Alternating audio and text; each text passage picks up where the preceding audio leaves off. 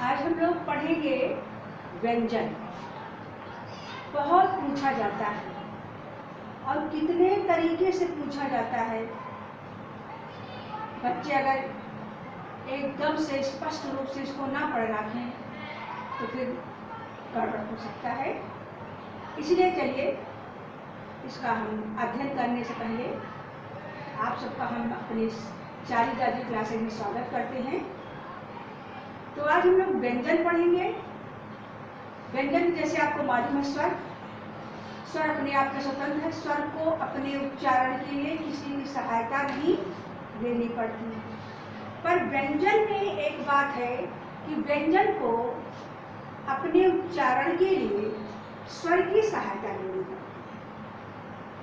जैसे मान लीजिए का खा अपने आप में, अगर इनमें हम ओ ई ऊ लगाते हैं तभी इनका उच्चारण हो पाता है। मानो हमें लिखना है, क्या लिखना है, मानो काम लिखना हो तो पहले इसमें हम आ की सहायता लेंगे का में, और माँ में भी छोटा आ की सहायता लिया। अगर इन सब में स्वर है छोटा आ, अगर छोटा आ हटा देते तो ये हलक लगाना पड़ेगा। तो काखा गाघा अंगा बोलते हैं तो भी स्वर की सहायता से ही हम इसको बोल रहे हैं। शब्द बनाएंगे तो भी स्वर की सहायता से ही बोलेंगे। तो व्यंजन स्वर की सहायता से ही बोला जाता है, व्यंजन का उच्चारण किया जाता है। अब आता है व्यंजनों का वर्गीकरण। वर्गीकरण मतलब कितने तरह के व्यंजन हैं। और स्पर्श व्यंजन पहला आएगा, क्या, स्पर्श व्यंजन। तो स्पर्श व्यंजन से मतलब जैसे जब हम इनका उच्चारण करते हैं, जब हम बोलते हैं तो हवा हमारे फेफड़े से आता है। इनके सबके उच्चारण में जो हवा निकलती है, अगर हवा ना निकले तो उच्चारण नहीं होगा। तो जो हमारे व्यंजनों को उच्चारण करते समय जो हवा हमारे फेफड़े से निकलते हुए मुंह के किसी भी स्थान से, कंठ से आए, कंठ है इसको कंठ बोलेंगे, तालु से निकले, मूर्धन्य से यानी मूर्धा से निकले, दंत या दांत से निकले, ओष्ठ्य या होंठ से निकले, तो इन्हीं को स्पर्श करते हुए, इन्हीं अंगों को स्पर्श करते हुए वो हवा बाहर निकलती है जो हमारे फेफड़े से निकलती है उच्चारण के समय। इन्हीं को स्पर्श करके निकलती। अब देखिए जैसे का वर्ग में, अब देखिए बोल के देखिए, कहीं किसी अंग को मत बना देखिए, अपने अंदर के अंग में सबसे बढ़िया परीक्षा होगा। अब देखिए जैसे का खा गा घा अंगा, का देखिए कंठ से निकल रहा नहीं, का खा गा घा अंगा। फिर आइए चावल, तो का वर्ग तो कंठ से हो गया, जिसको हम कंठ बोलेंगे। चवर्ग हो गया हमारा तालब में यानी तालु से। ऐसे बोल के देखिए, चा छा जा झा ञा, ये तालु से निकल रहा है, आराम से स्पष्ट हो रहा अक्षर। ये हमारा अंग जो है, जितना अच्छा परीक्षा हम अपना बोल के कर लेंगे, अपने अंदर बोल के एहसास करके उसको पहचान लेंगे, उतना जल्दी हम बहुत चित्र को देखेंगे। अगर समझ नहीं पाएंगे तो हम चित्र को भी देखेंगे तो भी बोलेंगे, बोल के तभी हम स्पष्ट कर पाएंगे कि हाँ देखो, हाँ यहाँ से निकला ये सब, ये देखो ये आवाज़ यहाँ से आई, इस व्यंजन को देखो बोला तो यहाँ से निकला, तुरंत आप स्पष्ट कर लेंगे अपने आप से होता। अब चलिए आते हैं हम टा वर्ग में। अब देखिए टा कहाँ से निकलता है, आराम से बोलिए, टा ठा डा ढा आड़ा, ये मूर्धा है। अच्छा, अब देखिए, अब ये कंठ, ये मूर्धा कहाँ से आया, कंठ तो आपका कहाँ से निकल गया, ये आपका कंठ से निकला, ये सब दिखाई दे रहा है आपको, ये आपके कंठ की आवाज है। और ये जो आपका तालु है ना, चा छा जा झा, ये ऊपर जो आपका तालु है, ऊपर जो है मुंह में जो आपका ऊपर है, ऊपर वाला भाग जो है, ऊपर का मुंह में जो छत है तालु, वहां से निकलता है ऐसे। अब जाइए अंदर सोचिए, चा छा जा झा इन, तो तुरंत ये मुंह के जो भीतर के जो ऊपरी छत है, मुंह का भीतर का जो ऊपर छत है उसके थोड़ा पीछे भाग में चा चा एकदम दांत पास रख के नहीं, देखिए चा छा जा झा, यह है तो ऊपरी छत, ऊपर का तालू का, लेकिन थोड़ा सा पीछे। अब ये टा वर्ग आता है जिसको मूर्धन्य बोलेंगे, और ये मूर्धा, और ये मूर्धा भी, ये देखिए ये थोड़ा सा पीछे हो गया है ना, ऊपरी छत में है, तालू में है, लेकिन थोड़ा पीछे। चा छा, चा लगाइए जहाँ पर चा छा लगता है वो आपका पीछे वाला छत है, तालू में। अब ये इसमें टा ठा डा ढा आ, टा ये थोड़ा आगे आ गया, मूर्धा जो है ये भी ऊपरी छत है, ताड़ू का ऊपर का छत है, ऊपर वाला ताड़ू मतलब कहने का, लेकिन थोड़ा सा ये आगे आ गया। देखो चा बोल के देखो, चा थोड़ा पीछे हो जाएगा, टा थोड़ा आगे आ जाएगा, टा ठा डा ढा आ। इसलिए आपको पढ़ के समझा के तब बताऊंगी, आपको जल्दी समझ में आ जाएगा।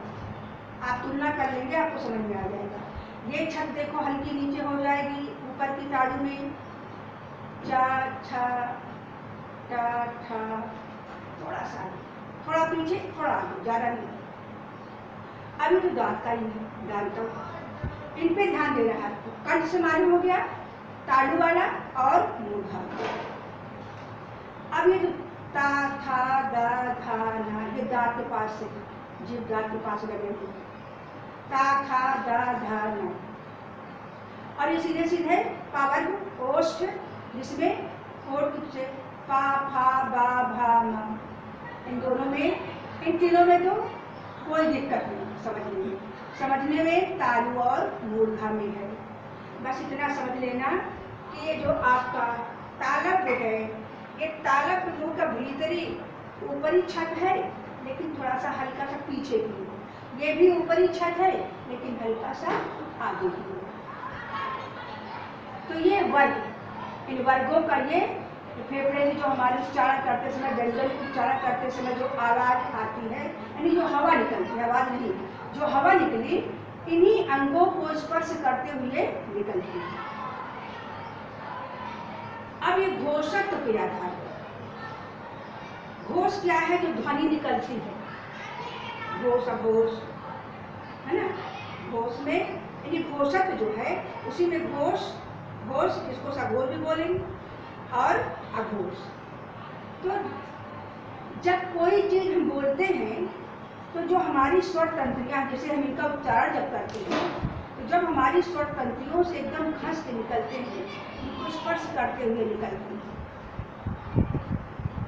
उसको हम क्या बोलेंगे? घोषत्व के आधार पर जो वर्गीकरण करेंगे। पहला तो अघोष आई, इस घोषत्व के आधार पर पहला हुआ अघोष। अघोष में क्या होता है? हर वर्ग का पहला और दूसरा अक्षर अघोष होता है। तो अघोष कैसे होगा? इनके उच्चारण में, इनके उच्चारण में जो हमारी स्वर तंत्रियां हैं, जिनमें से हम आवाज निकलती है, जो जिन स्वर तंत्रियों से, उनमें कंपन नहीं। अघोष, घोष मतलब कि आवाज होना, कंपन। तो जब इनका हम उच्चारण करते हैं, जब व्यंजनों का उच्चारण करेंगे हम, तो उनमें जो हमारे मतलब कि हमारे स्वर तंत्रियों में कोई बल नहीं पड़ेगा, कहने का मतलब आराम से हम कर लेंगे, तो उसको ही हम कहेंगे अघोष। उन स्वर तंत्रियों में ज्यादा घिसाव नहीं हुआ, कहने का मतलब ज्यादा घर्षण नहीं हुआ। और भी कर सकते हैं कि ज्यादा कंपन नहीं हुआ, ऐसा नहीं, ज्यादा कंपित नहीं हुआ। जैसे हमारे का खा, हर वर्ग का पहला और दूसरा अक्षर, का खा चा छा टा ठा ता था का फा। तो इन व्यंजनों के उच्चारण में हमारी स्वर तंत्रियों में कहीं कंपन हुआ नहीं हुआ, आराम से इनका उच्चारण करना। लेकिन सघोष में या घोष में थोड़ा सा कंपन होता है। स्वर तंत्रियों में जब मिलकर उच्चारण करेंगे तो उन स्वर तंत्रियों में जहाँ से वो निकलेंगी वहाँ कंपन है।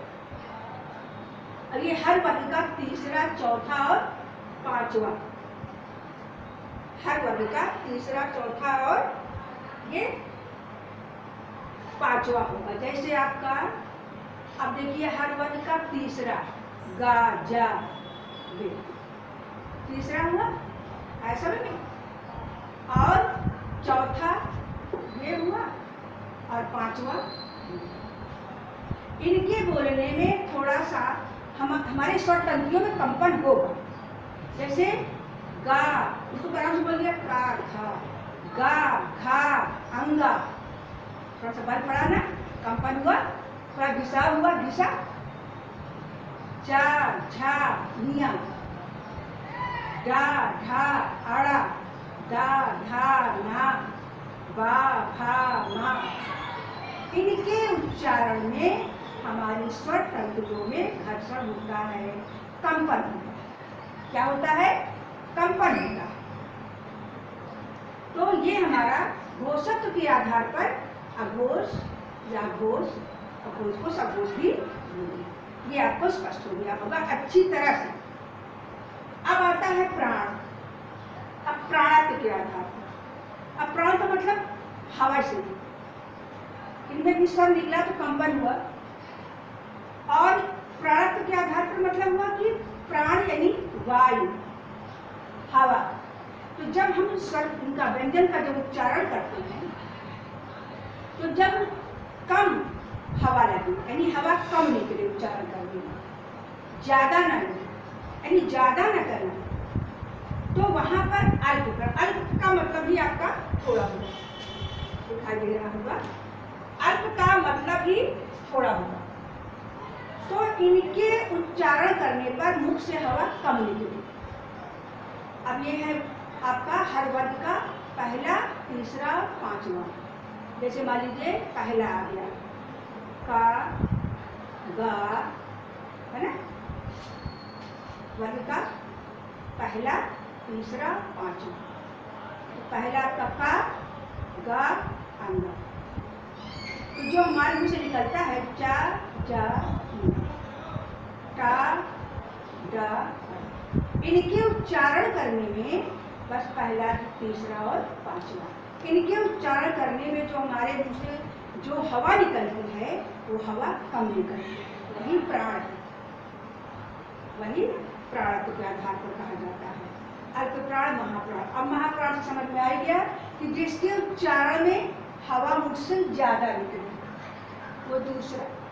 चौथा आपका खा, खा, छा, झा, बोल के देख लीजिए, बोल के देख लीजिए, अर्थ मालूम हो जाता है। तो हर वर्ग का दूसरा और चौथा ये आपके महाप्राण में आएंगे, क्योंकि इनके उच्चारण में हवा ज्यादा मुख से निकलती है, अल्प में थोड़ा ही निकलता है, थोड़ा ही प्राण निकलता है, अर्थात प्राण न निकले भगवान कहे किसी का।